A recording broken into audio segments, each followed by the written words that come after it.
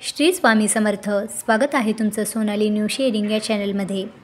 आधीच्या व्हिडिओमध्ये आपण नवनाथ पोथी पारायण कसे करावे, त्याचे नियम आणि अटी कोणत्या, काय करावे काय करू नये, किती दिवसात नवनाथ पारायण करावे, महिलांनी पारायण करावे किंवा नाही करावे, त्याची पूजा मांडणी कशी करावी याबद्दलचा व्हिडिओ आपण बघितला आहे. तर आता आजच्या व्हिडिओमध्ये आपण नवनाथ पारायणाचं उद्यापन कसं करावं, कोणता नैवेद्य दाखवावा, किती नैवेद्य दाखवावे, 9 मुलांना कसे जेवू घालावे, मुलं जर नाही भेटले तर काय करावे याबद्दलचाच हा व्हिडिओ आहे. तर व्हिडिओ पूर्ण बघा. नवनाथ पोथीचं पारायण आपण ज्या दिवशी म्हणजे जसा आपण संकल्प केला असेल त्यानुसार आपल्याला उद्यापन करावे लागेल.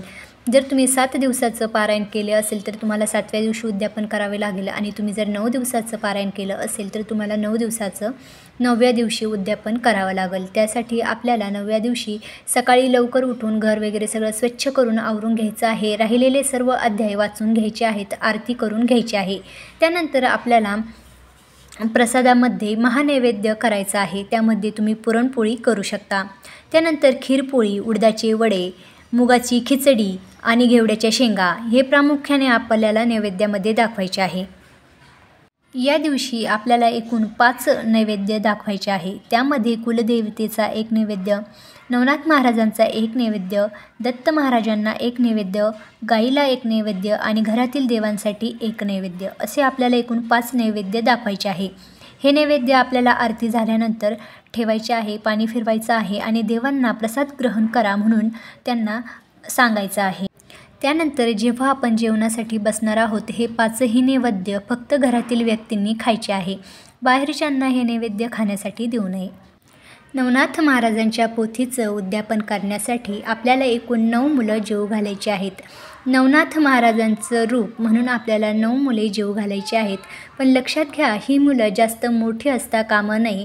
आपल्याला 3 ते 12 या वयोगटातील ही मुलं जेवू घालायची आहेत. जास्त लहान पण नको, 1 किंवा 2 वर्षाची, कारण मग ही मुलं जेवण करत नाही आणि प्रसाद वाया जातो.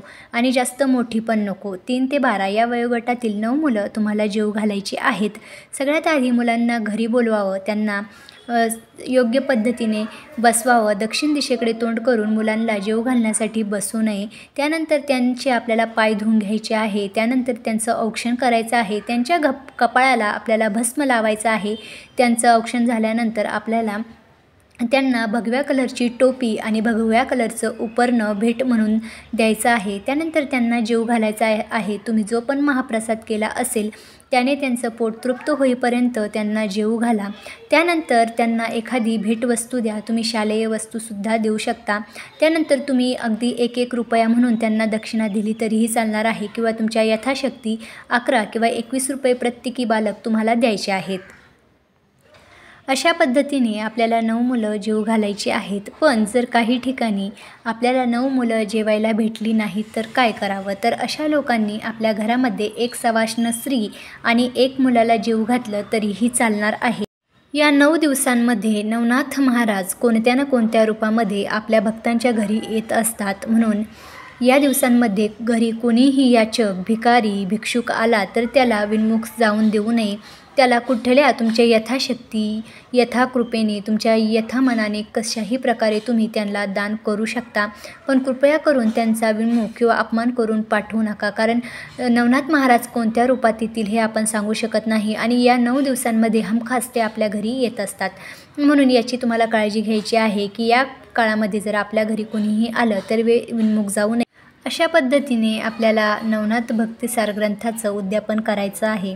त्यानंतर दुसऱ्या दिवशी उत्तर पूजा कशी करावी? तर दुसऱ्या दिवशी सकाळी आपल्याला पोथीला आणि त्या ज्या ठिकाणी आपण पूजा मांडणी केली आहे तिथं हळद कुंकू आणि अक्षदा वाहून घ्यायच्या आणि नवनाथ महाराजांना विनंती करायची की माझ्याकडून काही राहिले असेल किंवा काही चूक झाली असेल तर मला क्षमा करा. मी तुमचा खूप भोळा भक्त आहे. माझ्याकडून काही राहून गेलं असेल तर कृपा करून मला क्षमा करा असं म्हणून नवनाथ महाराजांना विनंती करायची आहे.